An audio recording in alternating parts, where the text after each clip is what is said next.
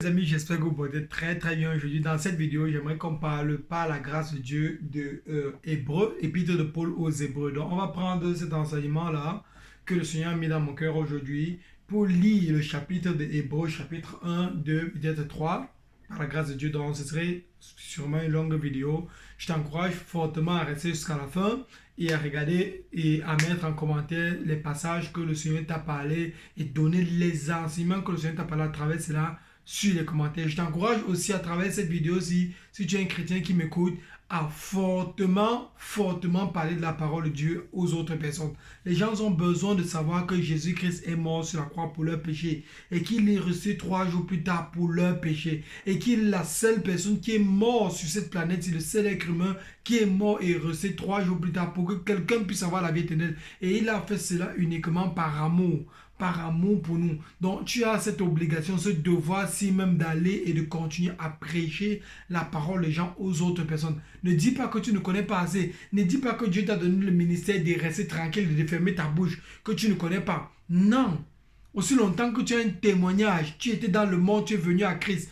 Beaucoup de personnes souffrent des problèmes que tu avais et ils veulent venir à Christ. Et du coup, ils ont besoin d'écouter ce témoignage. La Bible dit dans Apocalypse 12, et ils ont vaincu à cause du sang de l'agneau et à cause de la parole de leur témoignage. Et à cause de la parole de leur témoignage. Donc du coup, tu es obligé, tu as cette nécessité-là de parler de ton témoignage aux autres personnes afin qu'ils viennent à Christ. Et si tu m'écoutes et que tu n'as jamais donné ta vie à Jésus-Christ, je t'encourage fortement à donner ta vie à Jésus-Christ. Pourquoi? Parce que tout ce qu'on est en train de faire sur la terre, c'est spirituel. Pourquoi si je me lève là maintenant, je parle là-bas en haut, je commence à parler de la sexualité, j'encourage les gens à faire la sexualité, on ne va pas me faire quelque chose. Je parle par rapport positivement par rapport à comment est-ce que les djihadistes sont bons, alors que c'est situé dans tout le chapitre 9 du Coran, et tout le Coran parle par rapport aux djihadistes, on ne va rien me faire. Et dès que je commence à dire que Jésus-Christ vous aime, Jésus-Christ est mort sur la croix pour vous, Jésus-Christ veut que vous ayez la vie éternelle, c'est là où il y a les problèmes.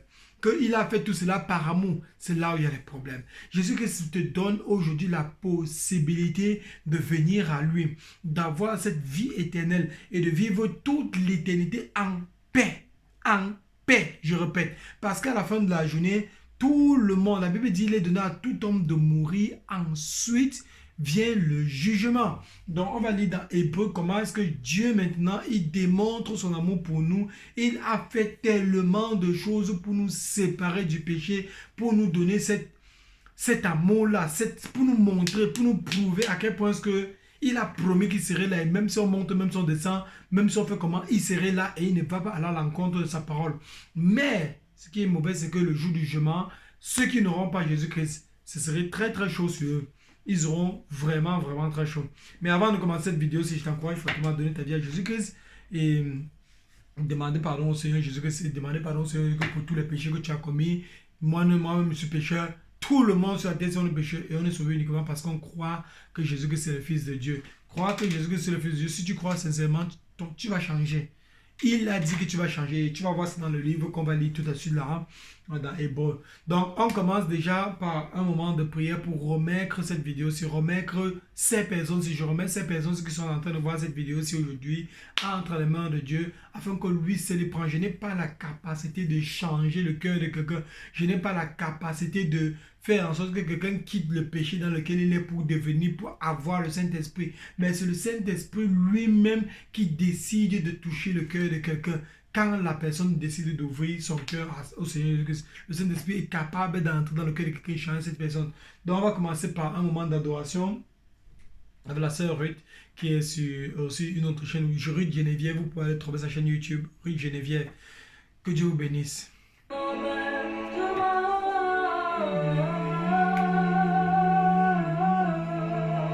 Seigneur, je te bénis pour tout ce que tu fais. Pour tout ce que tu fais pour ces personnes qui sont en train de t'écouter aujourd'hui. À travers moi, tu m'as demandé de venir ici et de faire ce que tu me demandes de faire. Entre dans leur vie. Manifeste-toi puissamment dans leur vie, Seigneur Jésus-Christ. Change le cœur de toutes ces personnes-ci. Et donne-leur la force de marcher ça dans ta volonté. Que le Seigneur Jésus te touche. Que l'Esprit de Dieu coule en toi. Que l'Esprit de Dieu te contrôle. Prenne possession de ta vie. Que l'Esprit de Dieu te change complètement.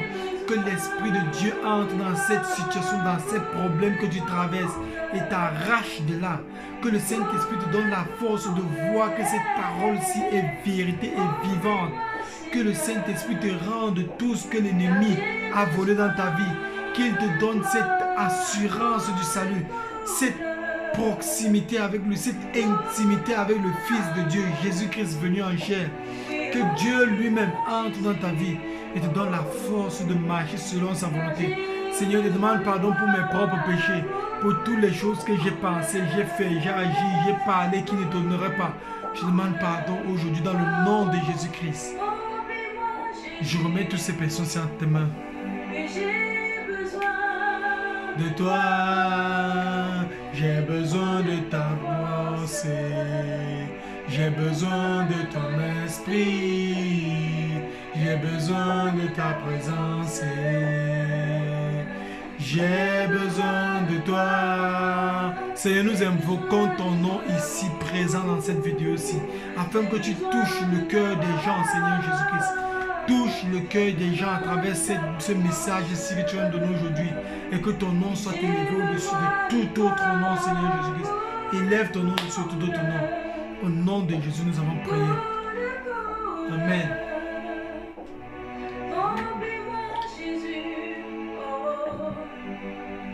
J'ai besoin de toi.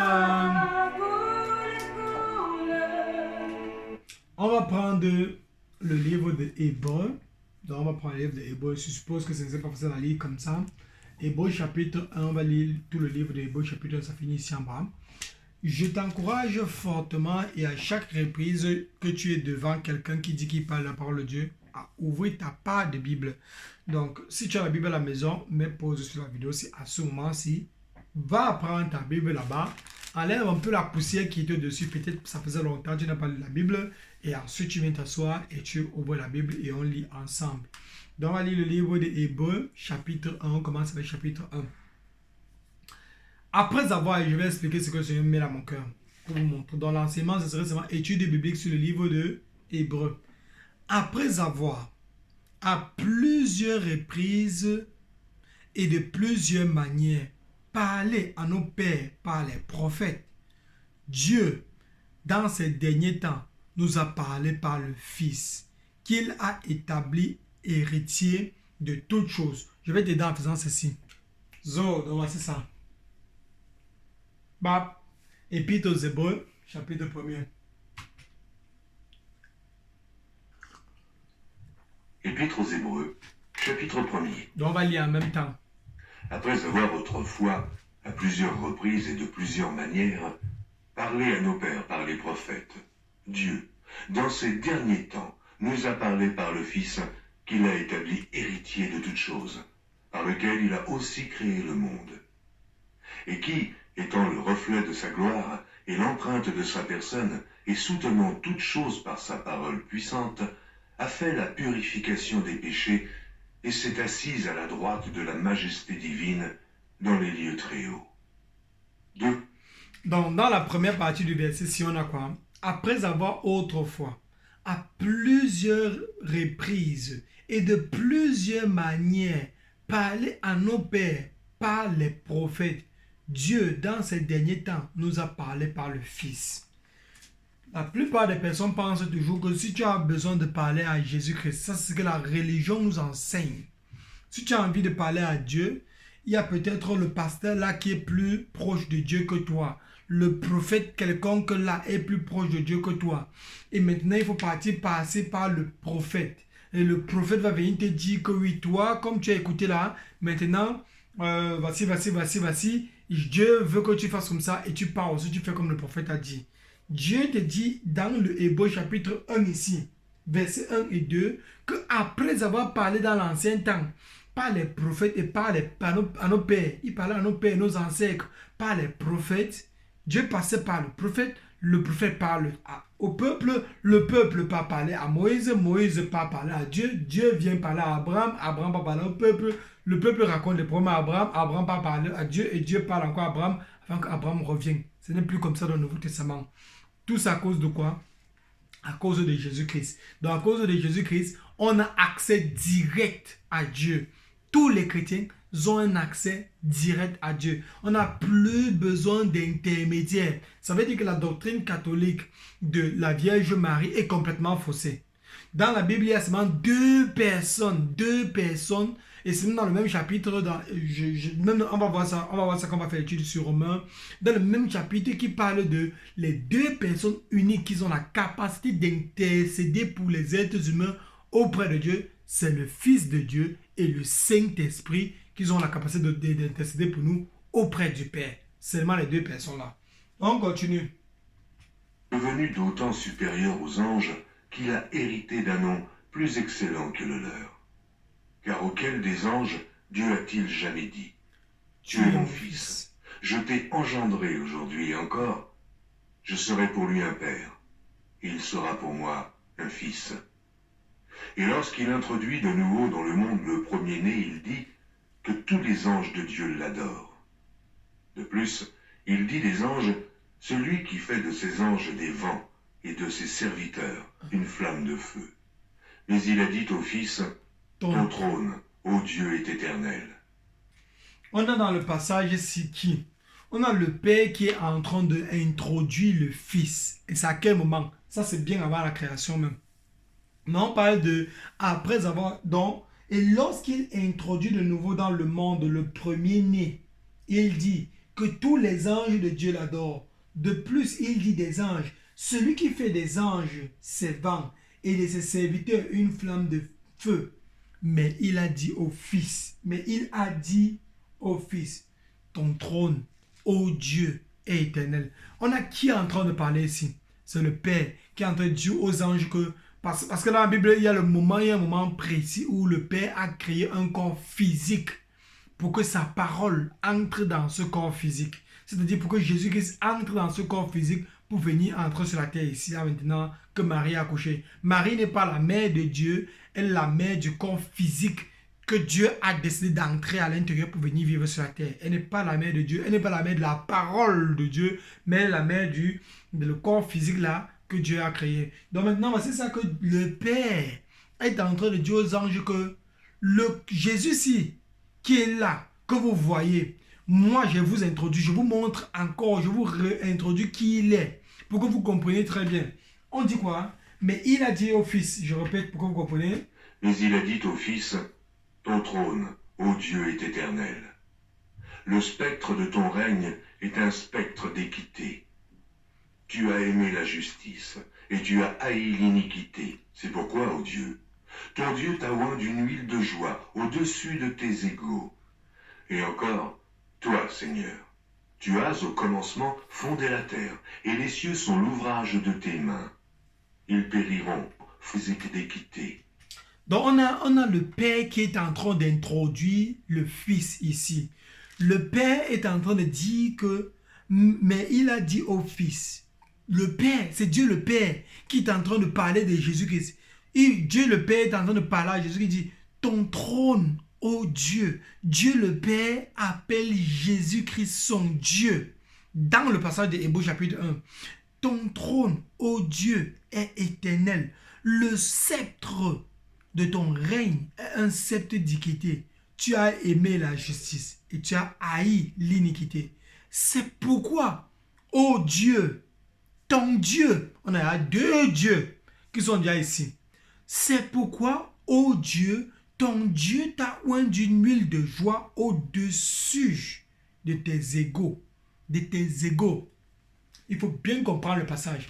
Pourquoi on voit à quel point on a déjà dans le passage ici. C'est pourquoi mon Dieu, ton Dieu. C'est pourquoi mon Dieu, ton Dieu. C'est pourquoi, oh Dieu, ton Dieu t'a oint d'une huile de joie. Voilà. T'as oint d'une huile de joie au-dessus de tes égaux. Donc, le Père est en train d'introduire le Fils. Il est en train de dire au Fils que le Fils est lui-même aussi un Dieu. Le Fils de Dieu, Jésus-Christ, est lui-même Dieu. Ça veut dire qu'on a le Père, le Fils et le Saint-Esprit. Quand on parle en Genèse chapitre 1, verset 1 et 2, verset 1 et 2, on a là-bas que le Saint-Esprit était là quand le Père était là. Donc, depuis avant la création, le Saint-Esprit est déjà là. Donc, on a le Saint-Esprit, on a le Père, on a le Fils. Et ici, on est en train d'introduire aux anges, on est en train d'introduire que voici le Fils. Qui il est? Il est le Dieu du Dieu. Il est le Dieu de Dieu. Donc, c'est juste pour montrer que lui-même, le Fils, est Dieu. Et le Père considère le Fils comme étant Dieu lui-même. Le seul problème maintenant, c'est pourquoi est-ce qu'il s'appelle alors le Fils? C'est tout simplement parce que le Fils de Dieu et le Père a sa position comme Père et le Fils a sa position comme Fils, tout simplement pour montrer une certaine forme d'autorité, une certaine forme de... Une personne dit que bon, moi c'est moi qui fais ceci, l'autre aussi lui fait ceci. Un peu comme dans le mariage, par exemple, dans la Bible, le mariage, il y a l'homme et la femme, l'homme domine sur la femme, alors que devant Dieu ils sont égaux. Alors que l'homme domine sur la femme, l'homme est le leader. Il y a chacun sa fonction et c'est la fonction de chacun qui est démontrée. C'est là, le fils a une fonction, il a toujours eu une fonction de fils soumis au père, alors qu'ils ont la capacité de faire la même chose. Et la Bible dit comme ça, les cieux sont l'ouvrage de tes mains. Les cieux sont l'ouvrage de tes mains. Ça veut dire qu'il a créé toutes choses. Les cieux sont l'ouvrage, ils périront, mais tu subsistes. Ils viront comme un vêtement. Tu les rouleras comme un manteau et ils seront changés. Mais toi, tu restes le même. Ça veut dire que Jésus-Christ est infini. C'est pour ça que quand il est venu sur la terre, il a dit que quoi? Avant qu'Abraham n'était là, il était déjà là. Parce qu'il démontre clairement que il est infini. Il est quasi infini. Il n'a pas de commencement, il n'a pas de fin. Et il a même dit dans l'Apocalypse que je suis l'alpha et l'oméga, le commencement et la fin, le premier et le dernier. J'étais là, c'est moi qui ai créé toutes choses. Toutes choses ont été créées par lui. Donc on continue. Tu as aimé la justice et tu as haï l'iniquité. C'est pourquoi, ô Dieu, ton Dieu t'a oint d'une huile de joie au-dessus de tes égaux. Et encore, toi, Seigneur, tu as au commencement fondé la terre, et les cieux sont l'ouvrage de tes mains. Ils périront, mais tu subsistes. Ils vieilliront tous comme un vêtement. Tu les rouleras comme un manteau, et ils seront changés. Mais toi, tu restes le même, et tes années ne finiront point. Et auquel des anges a-t-il jamais dit « Assieds-toi à ma droite, jusqu'à ce que je fasse de tes ennemis ton marchepied » Ne sont-ils pas tous des esprits au service de Dieu, envoyés pour exercer un ministère en faveur de ceux qui doivent hériter du salut? Amen. Donc voilà le chapitre 1 qui est fini comme ça. On a quoi? On a, je pense qu'on va arrêter là le dossier. Après le chapitre 1, on va continuer le chapitre 2 sur une autre vidéo. On a, j'ai oublié. Voilà. Tu as aimé la justice, verset 9. Tu as aimé la justice et tu as haï l'iniquité. C'est pourquoi, ô Dieu, ton Dieu t'a oint d'une huile de joie au-dessus, une huile de joie au-dessus de tes égaux. Et voilà le verset 14 qui dit, ne sont-ils pas tous des esprits au service de Dieu, envoyés pour exercer un ministère en faveur de ceux qui doivent hériter le salut? Ceux qui doivent hériter le salut sont les qui? Ce sont les nous. Nous qui devons hériter le salut. Maintenant, on a oint de joie, on a oint le fils d'une huile de joie au-dessus de ses égaux. Qui sont ces égaux? Les égaux de Jésus-Christ, ce sont les gens qui croient à 100% que Jésus-Christ est le Fils de Dieu, qu'il est mort sur la croix, il est ressuscité 3 jours plus tard pour qu'il puisse avoir la vie éternelle. Ce sont les égaux de Jésus-Christ là-bas. La Bible dit qu'ils auront, on aurait, je ne sais même pas, on serait semblable, que Jésus-Christ est juste le premier-né. Donc, Dieu a toujours voulu avoir une famille. Et il a toujours envie d'avoir des fils. Et pour avoir des fils, il établit toutes choses. Il y a le Père, il y a le Fils. Et maintenant, le Fils, il doit avoir les frères et les autres frères du Fils. Toutes les autres personnes qui sont venues, qui sont créées en Jésus-Christ. À travers Jésus-Christ, on est les frères, on est les fils du Père. À travers Jésus-Christ, on est les fils du Père. Parce que c'est Jésus-Christ qui nous a tous sauvés. Donc, il nous met maintenant au même rang que lui. Il nous donne les mêmes vêtements. Il nous donne pas seulement les vêtements, mais la gloire qui règne, notre vie, notre immortalité. C'est Jésus-Christ qui nous donne tout ça. Donc, Hébreux chapitre 1, verset 1 démontre clairement que Jésus-Christ est Dieu dans la Bible.